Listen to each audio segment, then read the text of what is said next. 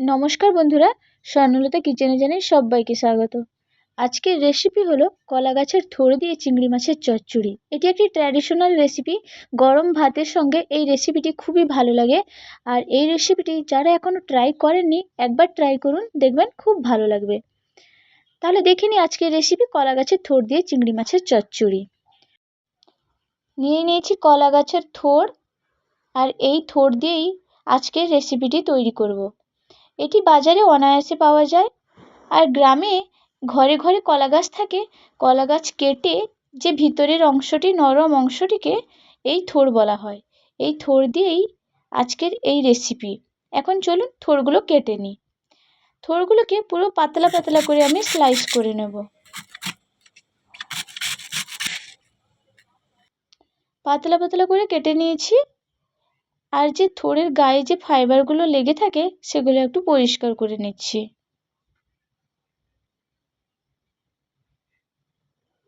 এই কলা গাছের থোড়ে থাকে প্রচুর পরিমাণে আয়রন।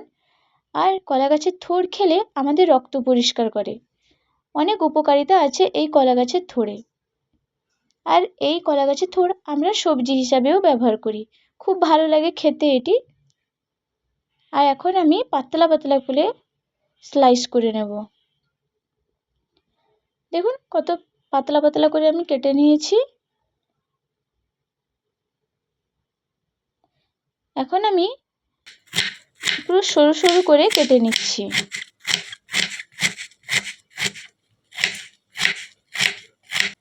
এই চচ্চড়ি বানাতে বেশ মিহি করে কাটতে হবে এই কলা গাছের থোড়টিকে। মিহি করে কাটলে চচ্চড়িটির স্বাদও ভালো হয় আর তাড়াতাড়ি মজে যায় তরকারিতে। আমি মিহি করে কেটে নিচ্ছি। এখন একটি বাউলে তুলে রাখছি। সেম প্রসেসে আমি সমস্ত থোড়কে কেটে নিয়েছি। এখন অ্যাড করছি সামান্য পরিমাণ হলুদ গুঁড়ো আর দিয়ে দিচ্ছি লবণ। ভালো করে মিশিয়ে নেব।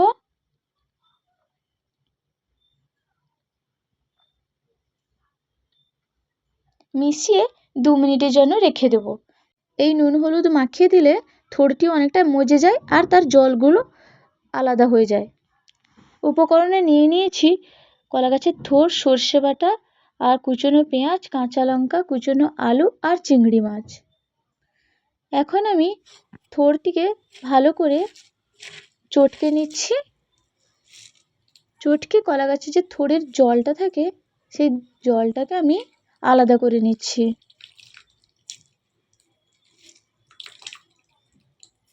দেখুন কত পরিমাণে জল বেরিয়ে এসেছে নুন হলুদ মাখিয়ে দেওয়ার কারণে।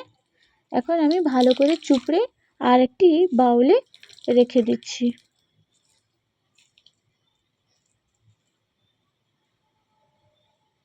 সেম প্রসেসে আমি সমস্ত থোড়ের কুচনো থোড়কে আমি চুপড়ে নিয়েছি। চলুন নেক্সট প্রসেসে। এখন কড়াইতে দিয়ে দিচ্ছি সর্ষের তেল। আর তেল গরম হয়ে এলেই দিয়ে দেব কুচনো আলু। আলুগুলোকে লাল লাল করে ভেজে নেব। সামান্য দিয়ে দিচ্ছি লবণ।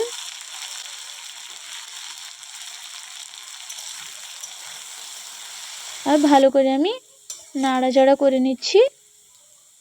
আর আলুগুলো ভেজে নিয়েছি। এখন একটি প্লেটে তুলে নেব।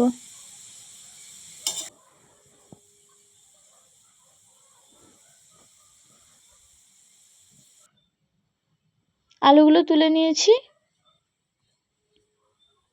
সেই কড়াইতে দিয়ে দিচ্ছি চিংড়ি মাছ। চিংড়ি মাছগুলোকেও ভেজে নেব।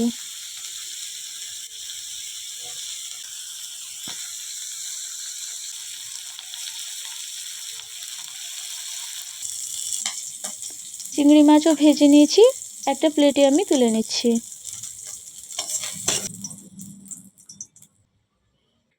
তারপর অ্যাড করে দিচ্ছি কড়াইতে আবারও সর্ষের তেল সামান্য।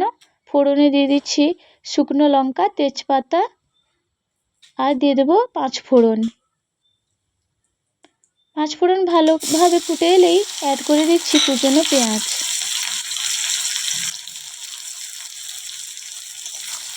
নাড়াচাড়া করে নিচ্ছি। তারপরেই অ্যাড করে দিচ্ছি সর্ষে বাটা। পেঁয়াজ সর্ষে বাটা ভালো করে মিশিয়ে নিচ্ছি। গুঁড়ো মশলায় দিয়ে দিচ্ছি হলুদের গুঁড়ো, লঙ্কা পাউডার আর দিয়ে দেব জিরে গুঁড়ো।